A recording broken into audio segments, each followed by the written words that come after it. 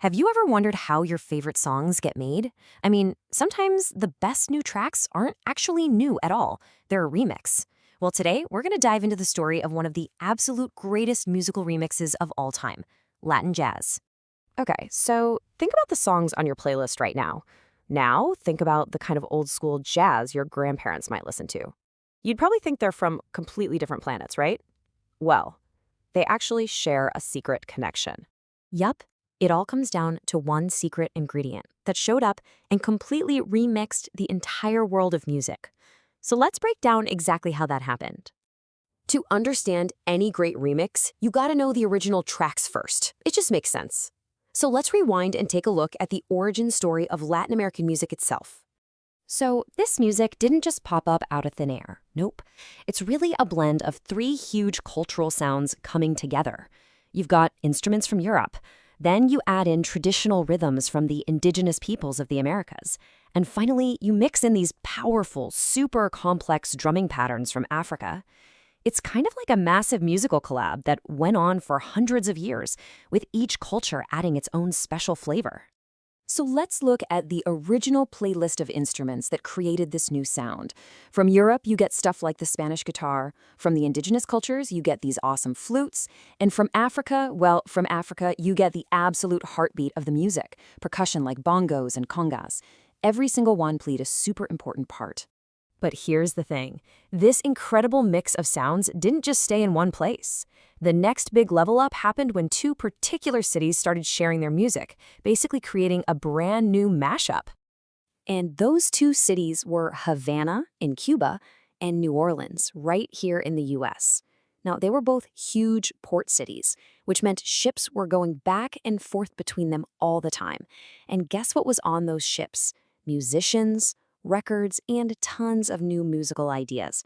I mean, it was the perfect setup for a world-changing mashup.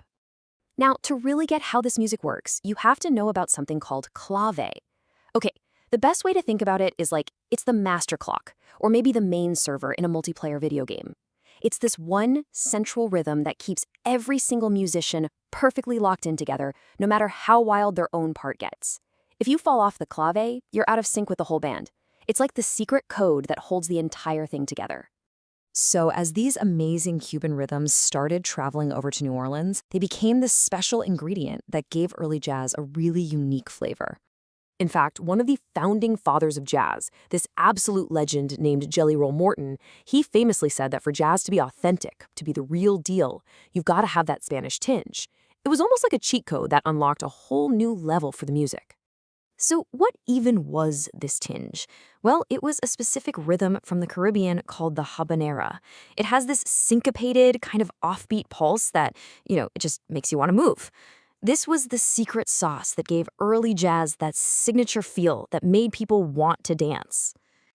And this brings us to the main event, the moment when these two powerful styles of music didn't just kind of influence each other. Oh no, they officially mashed up and created a completely new genre. It all really kicked off in the 1940s. A Cuban musician, Mario Bauza, moves to New York and just starts experimenting. He's mixing these really complex jazz harmonies with the Afro-Cuban drumming he grew up with. Then, get this, in 1947, the famous jazz trumpeter Dizzy Gillespie hires a conga genius named Channel Pozo. They were like a musical dream team, two pros from different parts of the world teaming up to invent a whole new game. The sound they created was called cubop, and it totally changed everything. But wait, the remix wasn't done yet. The next big update came from a whole other part of Latin America, and it brought a completely different vibe to the party. So in the late 1950s, Brazil gave the world bossa nova. And look, if Afro-Cuban jazz was a loud, high-energy action movie with intense drumming and huge brass bands, bossa nova was like a super chill, relaxed indie film. It's all about soft singing, gentle rhythms, acoustic guitars. It just proved how incredibly diverse this Latin jazz remix could be.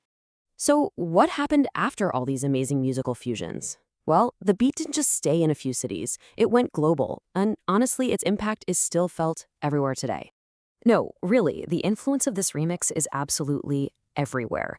It forever changed the lineup of jazz bands by adding new percussion like congas and timbales. It brought in these richer, more complex sounds that you can still hear today in pop music and in movie scores. And now, it's literally taught in universities all over the planet. So if there's one huge thing to take away from all this, it's this. Music is never just one thing. It's always changing, always evolving, and always getting remixed, all thanks to the incredible power of people collaborating and sharing their cultures. And that kind of leaves us with one last question to think about. I mean, with all the ways we can connect and share ideas today, what do you think the next great musical remix is going to be?